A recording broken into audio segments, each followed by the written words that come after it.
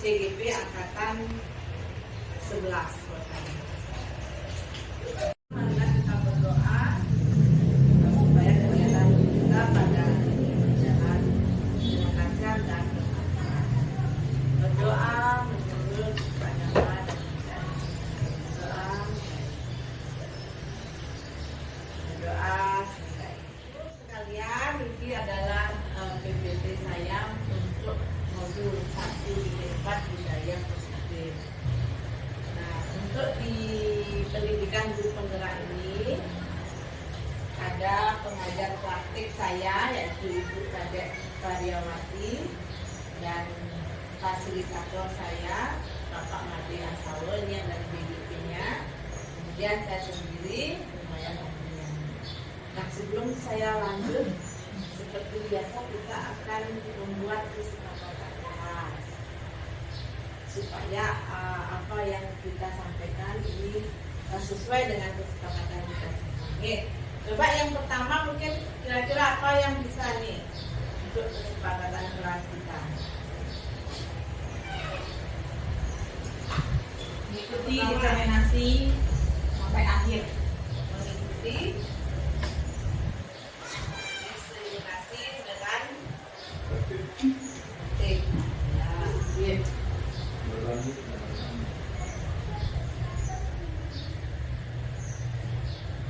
mengikuti dengan tertib. Mengikuti metode. Nah, ya. Kemudian selanjutnya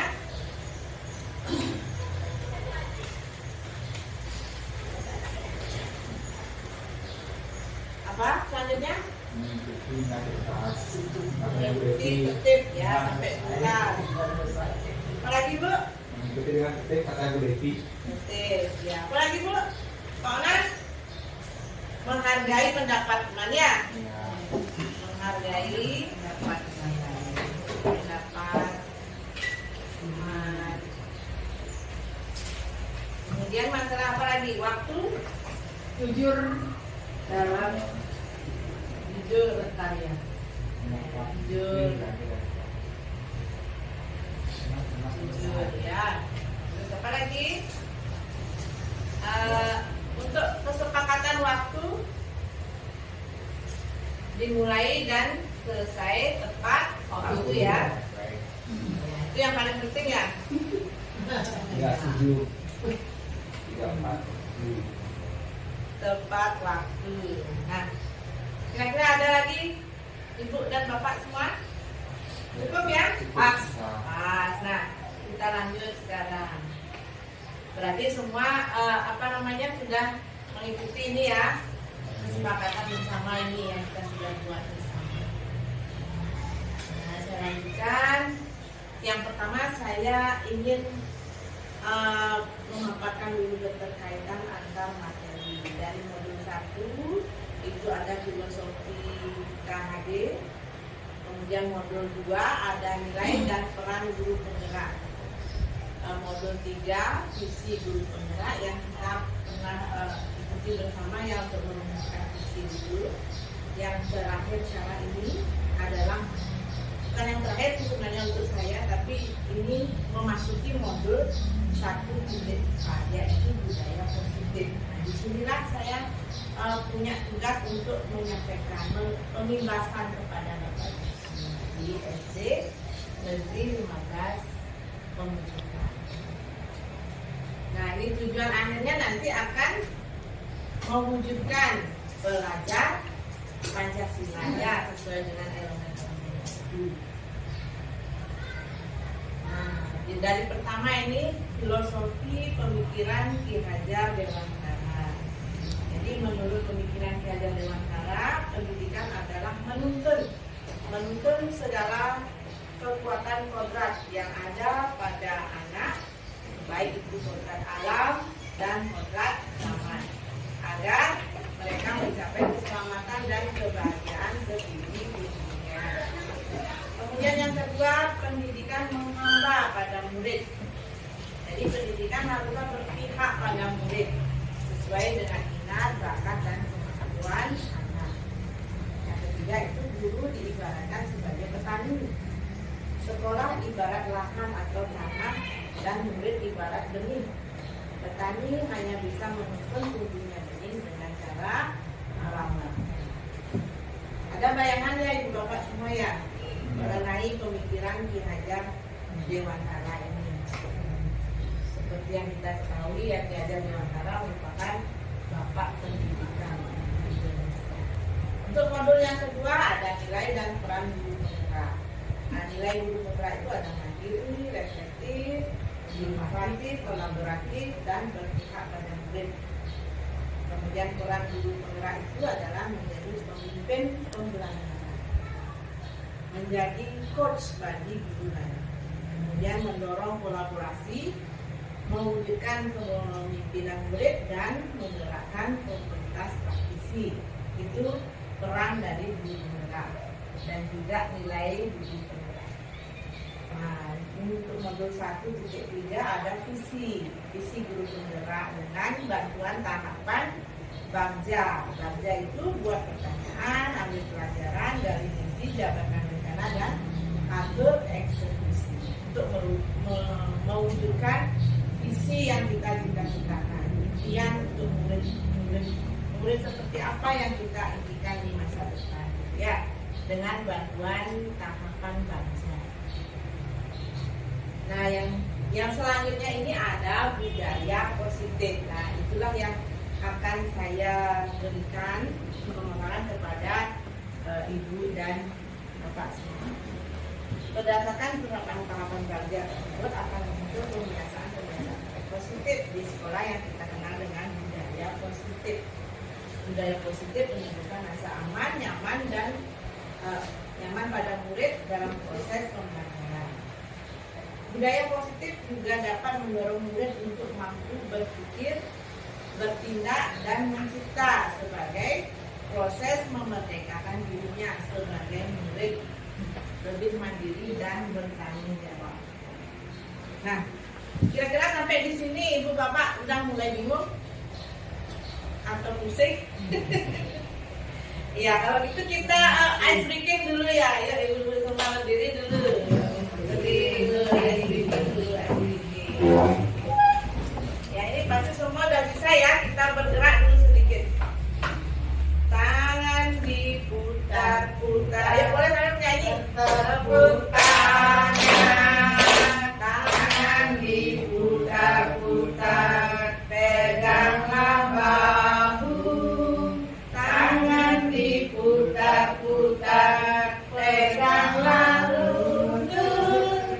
Digoyang-goyang, digoyang-goyang, digoyang-goyang. Ayo istirahat lagi, istirahat dulu. Memberikan pemikirannya atau pendapatnya belum ya? Nah, ada dulu.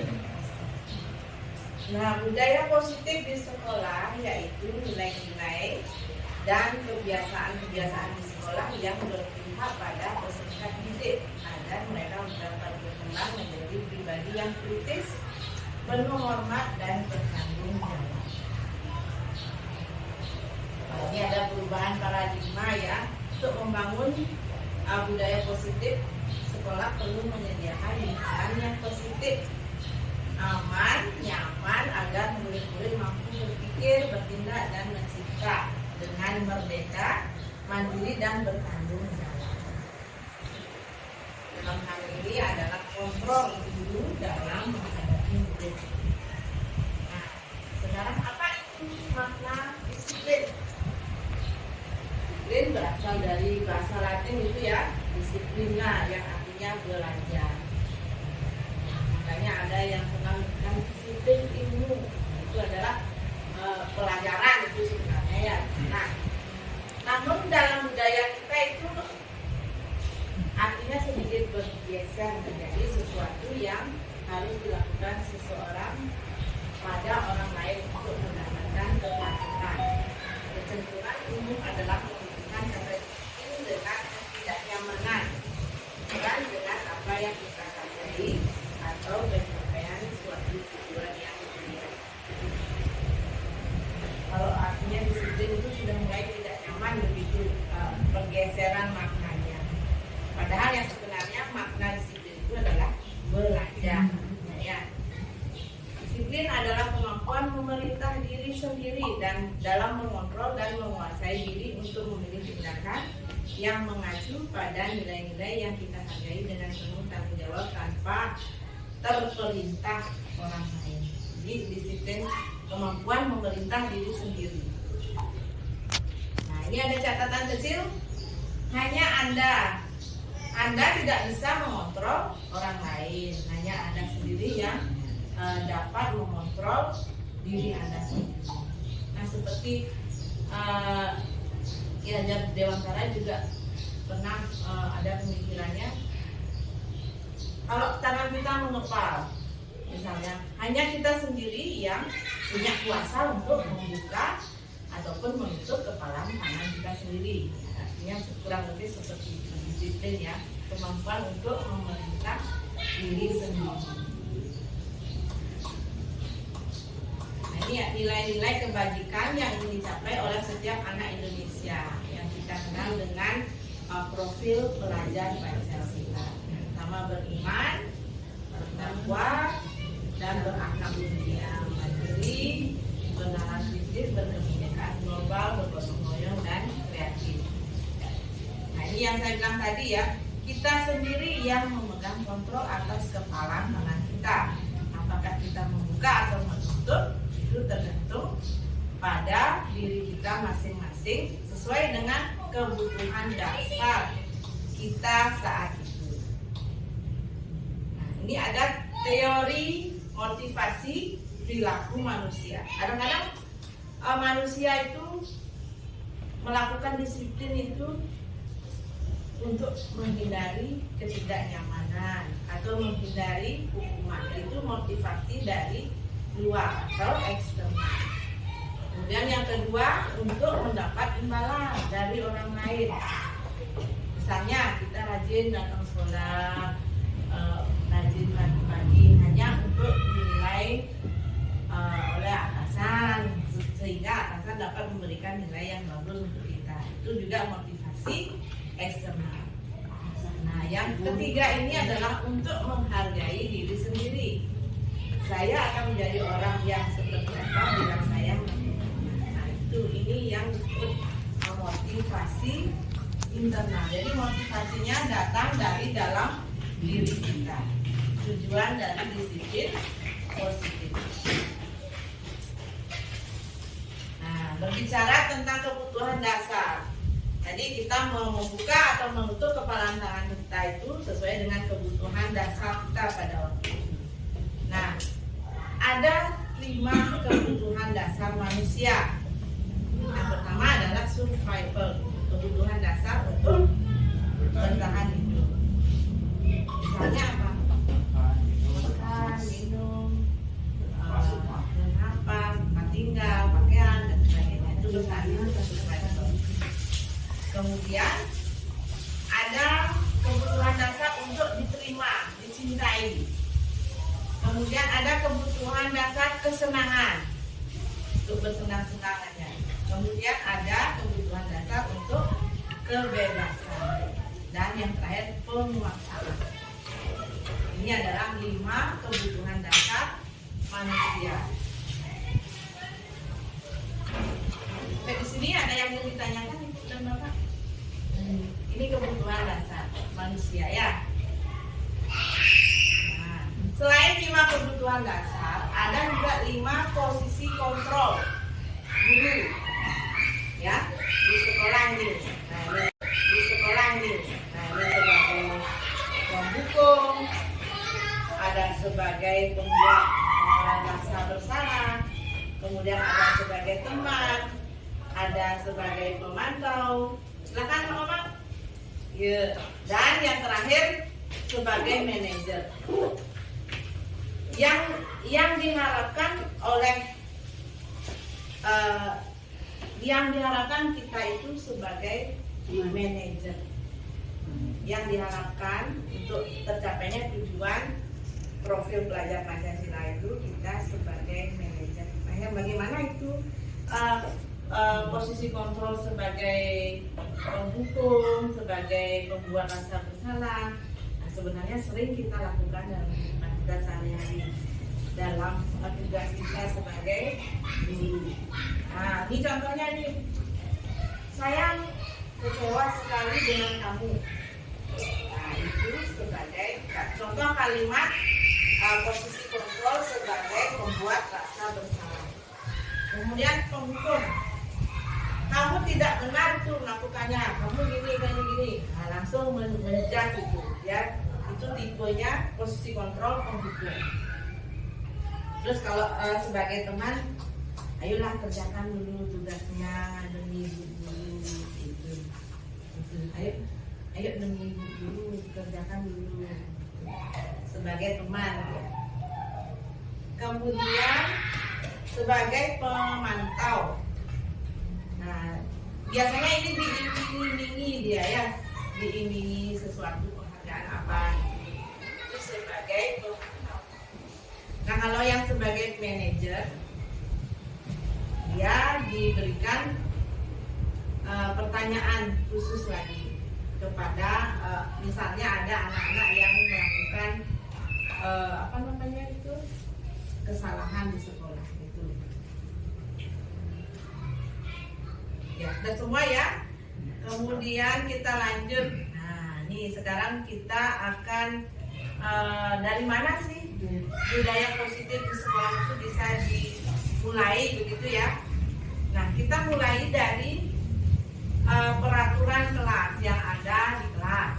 Misalnya peraturan kelas itu dilarang mencoret-coret tembok, dilarang bermain di kelas, tidak boleh, jangan makan di kelas, gitu ya.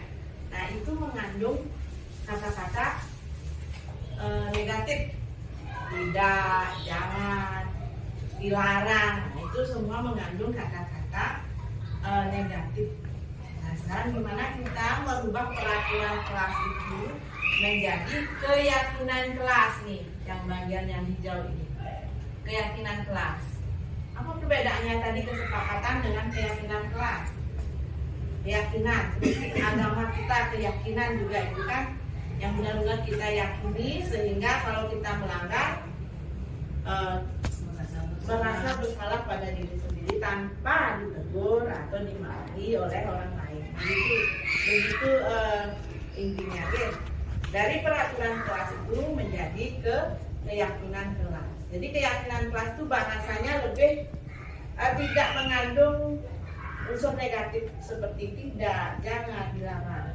Nah, gimana caranya dilarang mencoret-coret tembok menjadi lebih positif apa? Ya dalam kebersihan, misalnya tidak boleh bertengkar dengan teman atau gimana, menjadi saling menghargai, saling menyayangi teman. Contohnya seperti itu kan. Nah, dari keyakinan kelas ini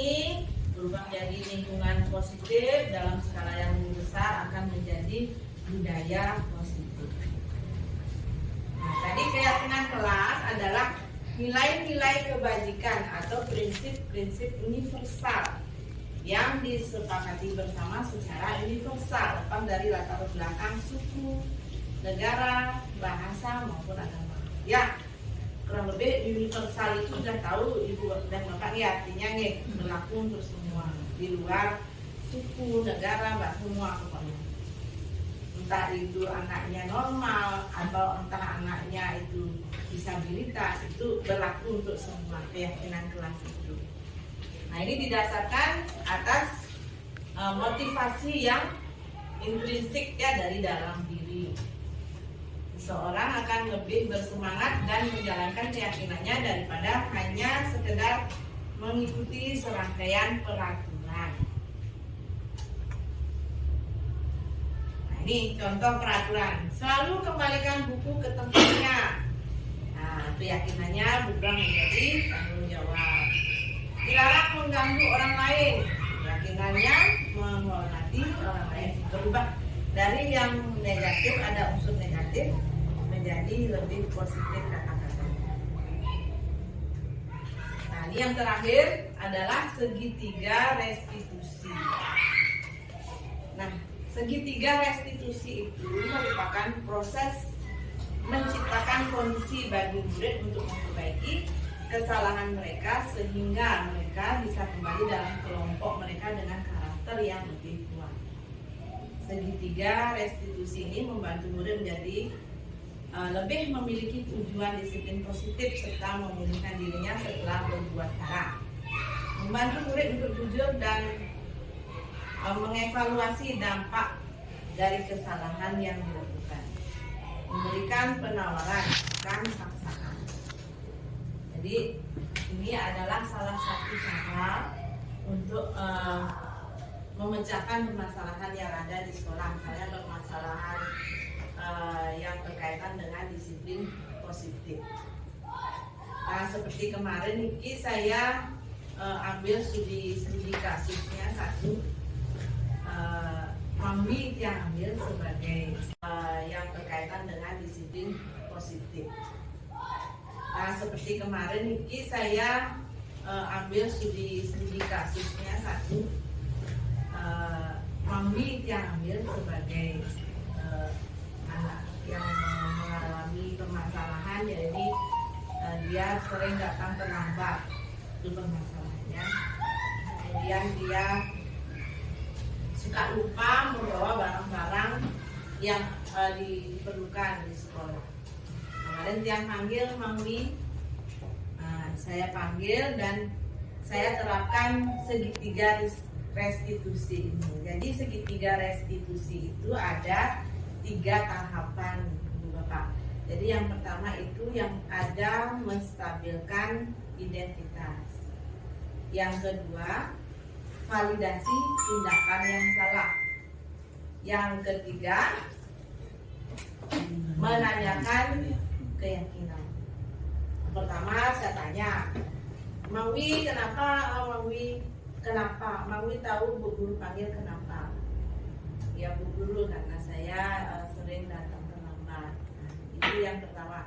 Kemudian yang kedua, saya menstabilkan identitasnya dengan cara menanyakan kepada Mawi apakah perbuatannya itu termasuk perbuatan yang benar atau salah. Nah, itu dia bilang perbuatan saya salah Bu Guru. Ya, menstabilkan identitas itu dengan cara setiap orang pernah melakukan kesalahan, atau bukan kamu aja yang pernah terlambat, itu supaya dia tidak merasa dirinya sendiri melakukan kesalahan itu namanya menstabilkan identitas. Kemudian langkah atau tahap yang kedua yaitu validasi tindakan yang salah. Nah, kita tanyakan alasannya kenapa dia melakukan kenapa dia sering terlambat. Kamu tentu ada alasannya. Alasannya, ya Bu Guru, saya sampai malam menggambel katanya. Saya menggambel sampai malam. Untuk apa kamu tiap hari latihan menggambel? Katanya untuk persiapan modalan. Itu tahap yang kedua, menanyakan apa alasan yang sebenarnya. Ini ada termasuk setiap orang itu melakukan tindakan yang menyalahi aturan itu biasanya karena ada kebutuhan dasarnya yang ingin dipenuhi. Misalnya ingin diperhatikan, ingin diterima, atau hanya untuk bersenang-senang dan sebagainya. Kemudian selanjutnya, tahap selanjutnya menanyakan tentang keyakinan. Nah, saya anggap di kelas 5 itu sudah ada keyakinan kelasnya. Jadi keyakinan kelas yang dia langgar yaitu disiplin dan bertanggung jawab. Nah, setelah 3 tahapan itu, kita berikan penawaran kepada anak. Nah, kalau kamu sudah tahu itu salah, terus apa yang akan kamu lakukan selanjutnya? Apa yang kamu lakukan selanjutnya?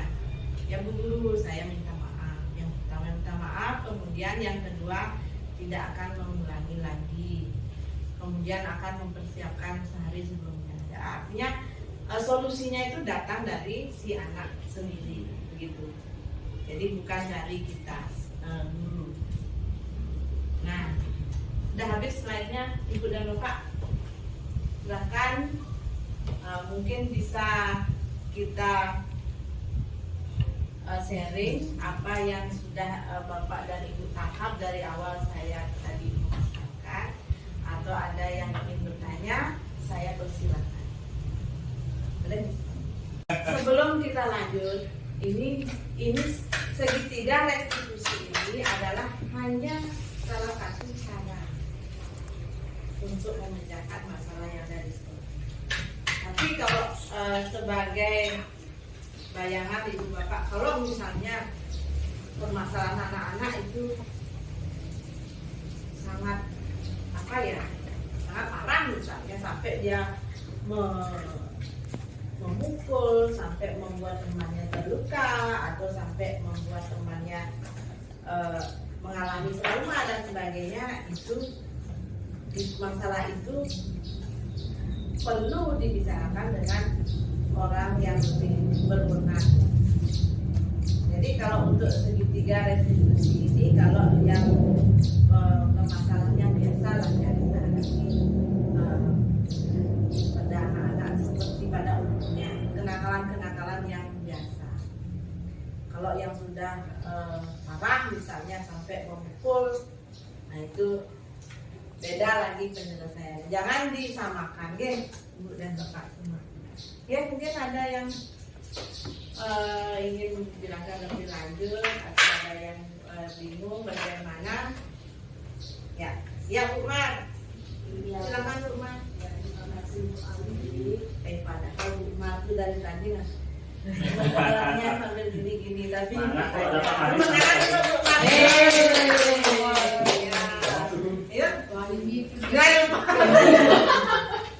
Nah, apa bedanya peraturan kelas dengan kesepakatan kelas dengan kelas?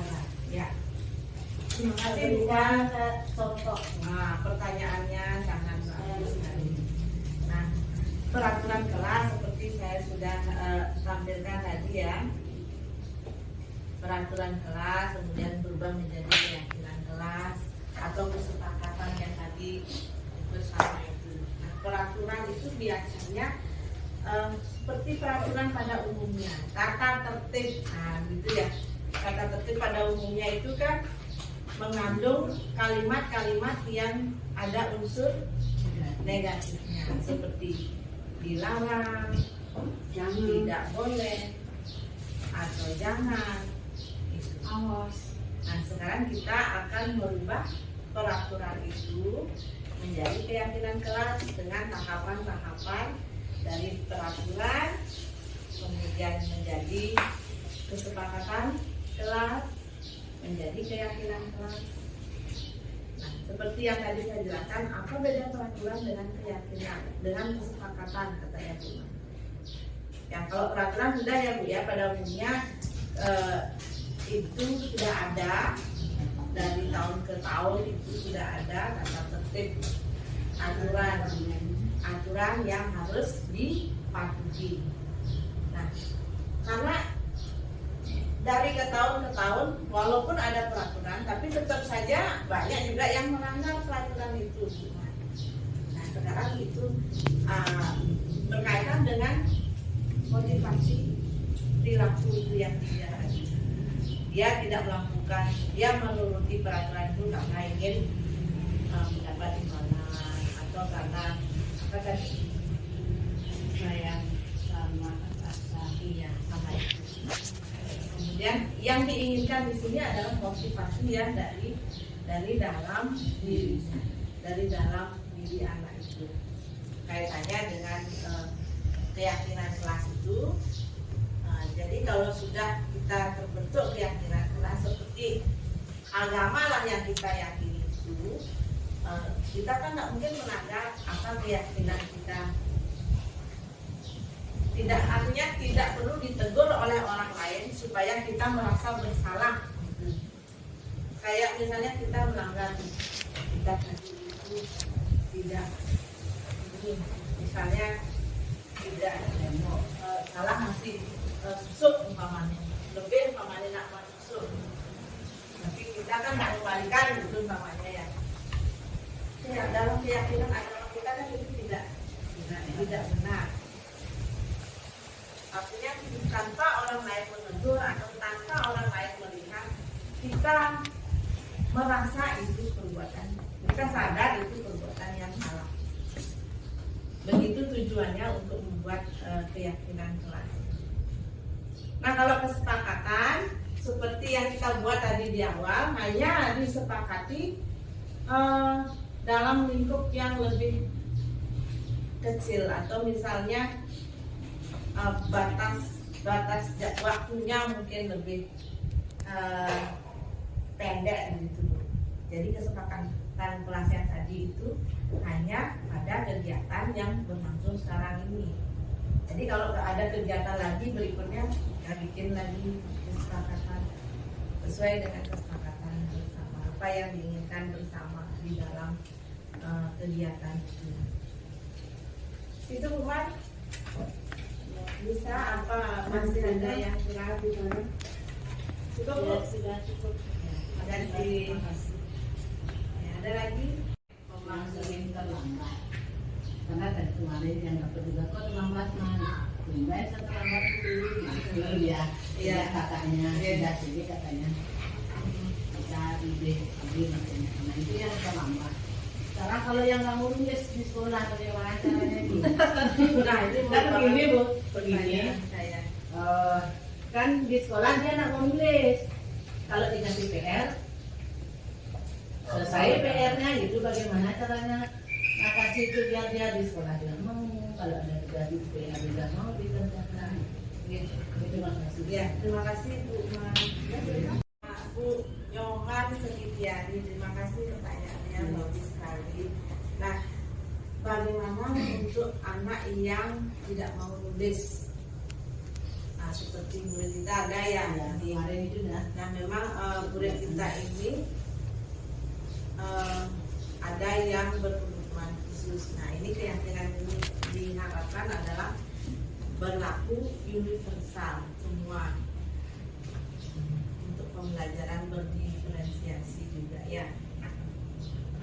Nah, untuk pembelajaran berdiferensiasi, nah jadi sebelumnya boleh juga diterapkan segitiga restitusi. Boleh kita menggunakan ini kalau untuk kesalahan atau pelanggaran disiplin positif seperti itu.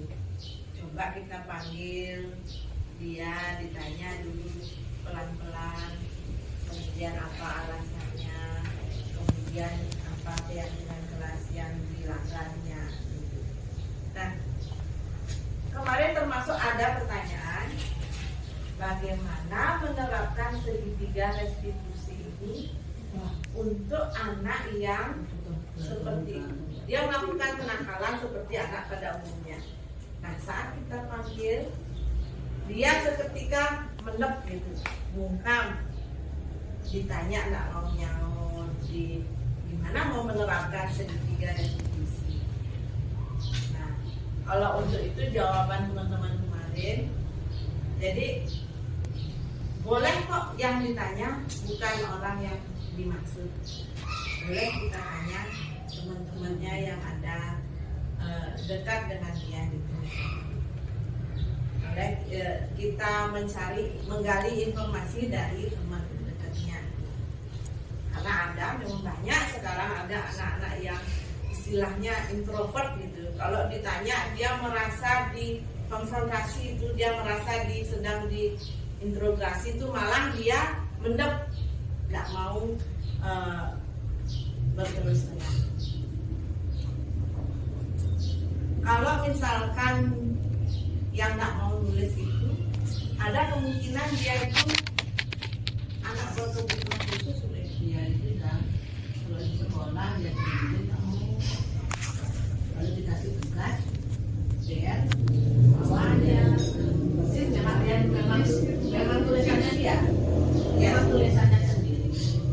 Nah mungkin ya artinya mungkin dia mau tulis ketika dia sudah nyaman. Mungkin dia tidak nyaman di sekolah, mungkin dia nyaman di rumah, mungkin bisa di rumah dia. Kalau anak yang berkebutuhan khusus itu, ya kita bisa terapkan pembelajaran berdiferensiasi itu. Kalau untuk segitiga restitusi ini, ya berarti belum bisa kita terapkan pada anak itu, karena kita tidak bisa bertanya langsung mengetahui alasannya kenapa dia berbuat seperti itu pada anak, karena dia mungkin kesulitan berkomunikasi. Ya sekali lagi ini adalah hanya salah satu cara. Kalau misalnya anak itu memang berkebutuhan khusus, seharusnya ada yang lebih berkompeten ya, pakarnya untuk di bidangnya khusus itu. Oke, terima kasih Bu Nyoman. Ada lagi? Sekarang kita masuk ke refleksi Ibu dan Bapak. Ayo, saya ingin tahu nih kira-kira apa yang sudah kita pelajari atau apa yang belum dipahami dari pemaparan saya dari awal tadi. Ayo silakan Bu dan Bapak. Yang belum, Bu Devi. Refleksi hari ini, Bu Devi, kata-kata hari ini. Bahagia. Yang sudah dipahami Ya. budaya disiplin positif kebetulan Ya. sudah diterapkan di kelas untuk pembuatan kesepakatan Luar kelas. biasa. Untuk implementasi pembuatan kesepakatan kelas ampun, tetapi untuk proses pengimplementasinya masih cukup belajar Kita karena tiga restitusinya ya. Ya. Untuk segitiga restitusi mungkin nanti saya coba implementasikan di kelas, khususnya untuk murid-murid tersayang saya, anak berkebutuhan khusus dan Ya. lain-lain. Iya, dicoba dulu. Oke. Kalau memang nggak bisa, berarti memang mungkin harus ada cara yang lain. Coba dulu segitiga restitusinya. Baik, terima kasih Bu. Terima kasih Bu Devi. Ayo, Bu Batika misalnya ada yang ingin disampaikan?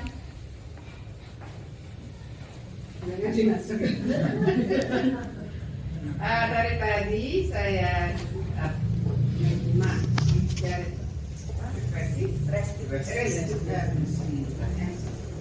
bagaimana cara penerapan di kelas kita selagi dulu dari perubahan kurikulum yang ada. Iya, terima kasih pertanyaannya Bu Kartika. Ya, jadi dari tahun ke tahun kita kan tahunya peraturan ya Bu ya untuk penerapan disiplin positif nih terutama. Jadi, nah bagaimana sekarang kita dituntut untuk pembelajaran berpihak pada murid. Sedangkan kita semua tahu bagaimana model-model murid sekarang, kan itu tidak boleh kita marahi. Tapi kalau kita tidak marahi, dia tidak ngerti atau dia tidak sadar akan kesalahannya. Inilah gunanya penerapan disiplin positif. Yang pertama tadi dari peraturan itu berubah menjadi keyakinan kelas supaya yang kita inginkan adalah motivasi perilaku yang dari intrinsiknya Bu, yang dari dalam diri anak masing-masing. Jadi biar tidak menaati peraturan karena ingin diperhatikan, ingin mendapatkan nilai baik, atau seperti tadi ada motivasi yang dari eksternal.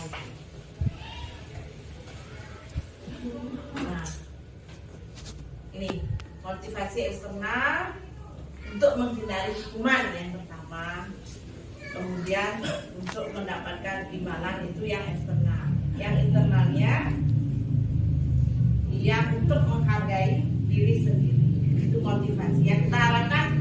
Ini dulu tumbuh dari anak-anak yang nah, untuk menumbuhkan ini adalah kita gunakan keyakinan kelas itu, keyakinan peraturan kelas berubah menjadi keyakinan kelas, menghindari kata-kata yang ada unsur negatifnya. Kan sering kita dengar juga itu Bu di Instagram itu, jangan itu, hindari kata jangan, hindari kata tidak boleh, dilarang, untuk keyakinan kelas ini. Lebih memotivasi dari dalam ya, intinya itu ya Bu ya. Oke, terima kasih Bu Kartika. Untuk ini kebutuhan dasar itu sudah ya Bu ya. Nah, sebelum kita menentukan posisi kontrol kita sebagai guru, kita penting untuk mengetahui ini Bu, kebutuhan dasar manusia. Jadi kira-kira anak itu begitu itu karena apa? Perlu kita cari tahu dulu. Oh, dia ingin diperhatikan. Itu adalah kebutuhan dasar manusia itu ya. Lalu kita menentukan 5 posisi kontrol. Nah, 5 posisi kontrol ini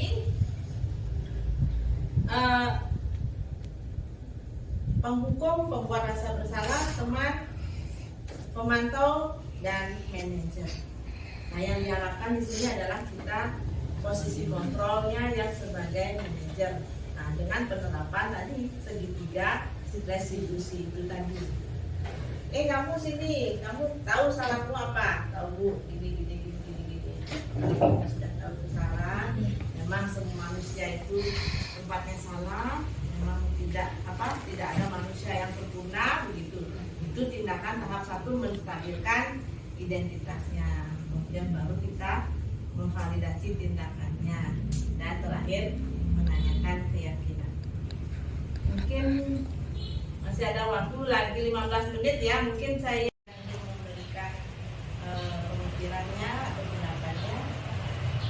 Belum ya? Ada dulu. Nah, budaya positif di sekolah yaitu nilai-nilai dan kebiasaan-kebiasaan di sekolah yang berpihak pada peserta didik agar mereka dapat berkembang menjadi pribadi yang kritis, penuh hormat, dan bertanggung jawab. Ini ada perubahan paradigma ya.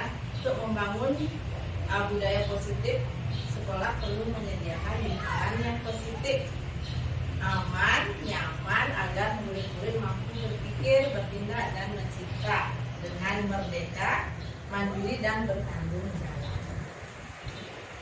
Dalam hal ini adalah kontrol guru dalam menghadapi murid. Nah, sekarang apa itu makna disiplin? Disiplin berasal dari bahasa Latin itu ya, disiplina, yang artinya belajar. Makanya ada yang kenal dengan disiplin ilmu, itu adalah pelajaran itu sebenarnya ya. Nah, namun dalam budaya kita itu artinya sedikit bergeser menjadi sesuatu yang harus dilakukan seseorang pada orang lain untuk mendapatkan kepatuhan. Kecenderungan umum adalah menghubungkan kata disiplin dengan ketidaknyamanan, bukan dengan apa yang kita hargai atau pencapaian suatu tujuan yang mulia. Kalau artinya disiplin itu sudah mulai tidak nyaman, begitu pergeseran maknanya.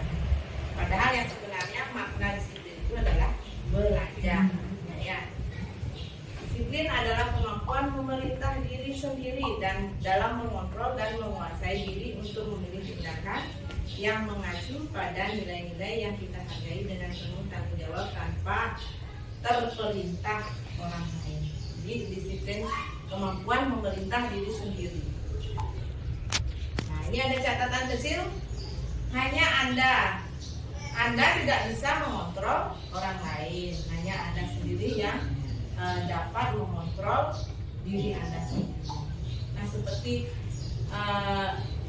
Ki Hajar Dewantara juga pernah ada pemikirannya, kalau tangan kita mengepal, misalnya, hanya kita sendiri yang punya kuasa untuk membuka ataupun menutup kepalan tangan kita sendiri. Artinya kurang lebih seperti itu, disiplin ya, kemampuan untuk memerintah diri sendiri.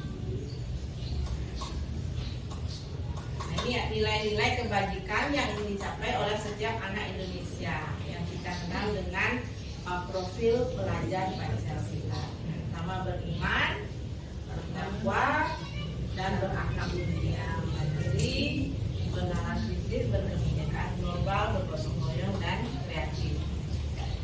Nah, ini yang saya bilang tadi ya, kita sendiri yang memegang kontrol atas kepalan tangan kita.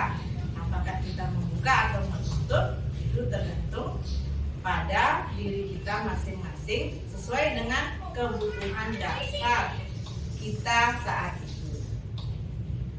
Nah, ini ada teori motivasi perilaku manusia. Kadang-kadang manusia itu melakukan disiplin itu untuk menghindari ketidaknyamanan atau menghindari hukuman. Itu motivasi dari luar atau eksternal. Kemudian yang kedua, untuk mendapat imbalan dari orang lain. Misalnya kita rajin datang sekolah, rajin pagi-pagi hanya untuk dinilai oleh atasan, sehingga atasan dapat memberikan nilai yang bagus untuk kita. Itu juga motivasi eksternal. Nah, yang ketiga ini adalah untuk menghargai diri sendiri. Saya akan menjadi orang yang seperti apa bila saya melakukannya. Nah, ini yang disebut motivasi internal. Jadi motivasinya datang dari dalam diri kita. Tujuan dari disiplin positif. Nah, berbicara tentang kebutuhan dasar. Jadi kita mau membuka atau menutup kepalan tangan kita itu sesuai dengan kebutuhan dasar kita pada waktu itu. Nah, ada 5 kebutuhan dasar manusia. Yang pertama adalah survival, kebutuhan dasar untuk bertahan hidup. Misalnya apa? Makan, minum, bernafas, tempat tinggal, pakaian, dan sebagainya. Itu bertahan survival. Kemudian ada kebutuhan dasar untuk diterima, dicintai. Kemudian ada kebutuhan dasar kesenangan untuk bersenang-senangnya. Kemudian ada kebutuhan dasar untuk kebebasan. Dan yang terakhir penguasaan. Ini adalah 5 kebutuhan dasar manusia. Di sini ada yang ingin ditanyakan dan Bapak? Ini kebutuhan dasar manusia ya. Selain 5 kebutuhan dasar, ada juga 5 posisi kontrol guru, ya, di sekolah ini. Nah, tahu dia tetap melanggar peraturan sekolah. Ya, tadi dia dikasih pilihan. Nah, menurut ibu bapak, itu hukuman apa konsekuensi? Kalau menurut saya juga konsekuensi itu. Tapi ternyata banyak yang menjawab itu adalah sebuah hukuman. Karena dia sudah jelas melanggar peraturan sekolah. Kemudian dia sudah dikasih pilihan untuk mengganti sepatunya atau tidak bersepatu di sekolah. Menurut saya itu konsekuensi. Tapi mungkin itu menjadi hukuman karena posisi kontrol yang ditunjukkan oleh Pak Lukman. Kira-kira posisi kontrol Pak Lukman apa? Sebagai penghukum ya, penghukum. Karena posisi kontrol Pak Lukman, jadinya itu bukan jadi hukuman jadinya. Padahal saya merasa itu konsekuensi karena sudah ada peraturan. Peraturan tidak boleh menggunakan sepatu selain sepatu berwarna hitam. Nah, ini tujuannya peraturan itu kan sudah jelas ya, supaya tidak membedakan status ini ya. Posisi sebagai penghukum. Bila Bapak Lukman mengambil posisi seorang manajer, apa yang akan dikatakannya? Seandainya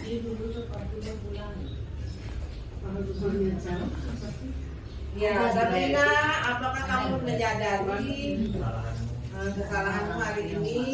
Ya, kemudian ya semua orang pernah melakukan kesalahan. Nah, berarti segitiga restitusinya jalan. Kalau seandainya dia sebagai manajer, berarti kalau kita sudah menerapkan restitusi, berarti kita sudah mendekati posisi kontrol sebagai manajer. Bukan yang lain, bukan tidak boleh ya, tapi sebisanya dihindari ya, untuk mewujudkan pembelajaran yang berpihak kepada. Lagi satu ya kasusnya ya. Nah, sebenarnya ada 4 nih, karena waktu, karena kesepakatannya tadi itu tidak boleh melanggar kesepakatan. Ya. Silakan dibaca. Belum. Ya. Ibu Dani sedang menjelaskan pelajaran bahasa Bapak tulis. Beliau memperhatikan bahwa Fajar malah tidur-tiduran dan tampak acuh tak acuh pada pelajarannya. Fajar coba jawab pertanyaan nomor 3. Maju ke depan dan kerjakan di papan tulis. Fajar pun tampak malas-malasan maju ke depan dan sampai di depan. Fajar hanya diam, dia memegang buku bahasa Inggrisnya, mainkan spidol di tangannya. Ayo Fajar, makanya jangan tidur-tiduran. Lain kali perhatikan. Sudah sana, duduk kembali. Ayo kira-kira siapa yang bisa? Nah, posisi kontrolnya sebagai apa ini? Membuat rasa bersalah, ya. Teman. Sebagai teman juga bisa.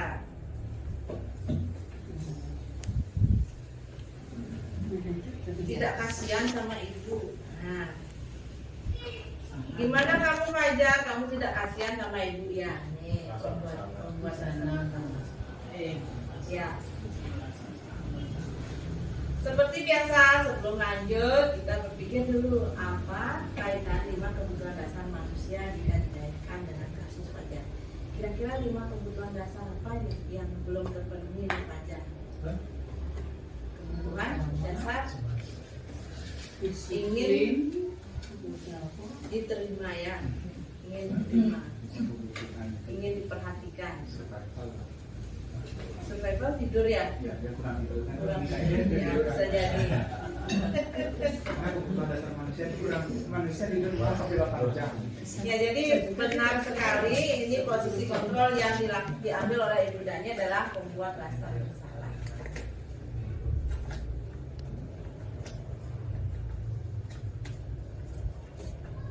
Ya, kurang lebih seperti itu.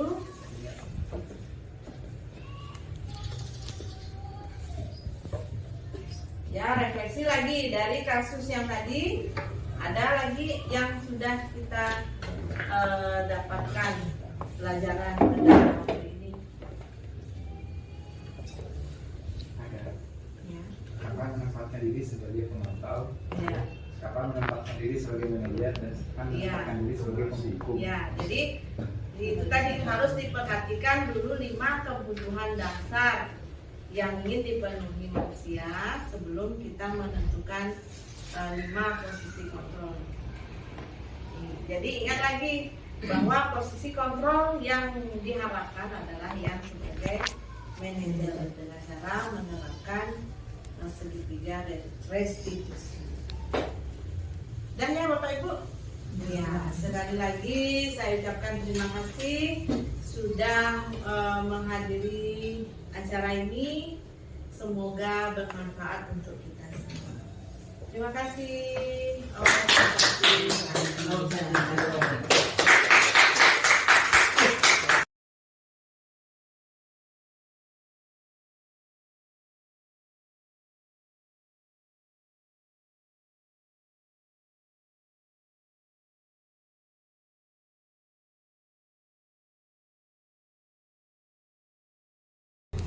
Om Swastiastu. Saya Niketut Devi Hariningsih, rekan dari Ibu Niwayan Andriani, CGP, Angkatan 11 Kota Denpasar. Setelah saya mengikuti diseminasi budaya positif yang dibawakan oleh Ibu Niwayan Andriani, saya mulai mengimplementasikan penerapan dari segitiga restitusi dalam memecahkan permasalahan yang ada di kelas, sehingga keterlibatan siswa jelas terlihat dan berdampak positif bagi siswa khususnya dan sekolah pada umumnya. Saya ucapkan selamat dan semangat untuk Ibu Niwayan Andriani untuk melanjutkan pendidikan guru penggerak. Terima kasih. Om Santi Santi Santi Om. Om Swastiastu. Saya Nenengah Mardini, rekan dari Ibu Niwayan Andriani, CGP Angkatan 11 Kota Denpasar. Setelah saya mengikuti diseminasi budaya positif oleh Ibu Niwayan Andriani, saya menjadi paham mengenai peraturan kelas, kesepakatan kelas menjadi keyakinan kelas, dan juga mengenai cara mengatasi permasalahan dengan siswa menggunakan tahapan segitiga restitusi. Terima kasih untuk Ibu Niwayan Andriani. Om Santi Santi Santi Om. Om Swastiastu. Saya Ninyoman Senitiari, rekan dari Ibu Niwayan Andriani, CGP Angkatan 11 Kota Denpasar. Setelah saya mengikuti diseminasi budaya positif oleh Ibu Niwayan Andriani, saya jadi paham mengenai peraturan kelas, kesepakatan kelas, dan menjadi keyakinan kelas.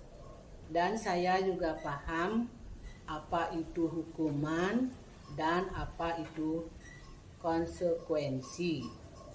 Terima kasih. Semangat Bu Wayan.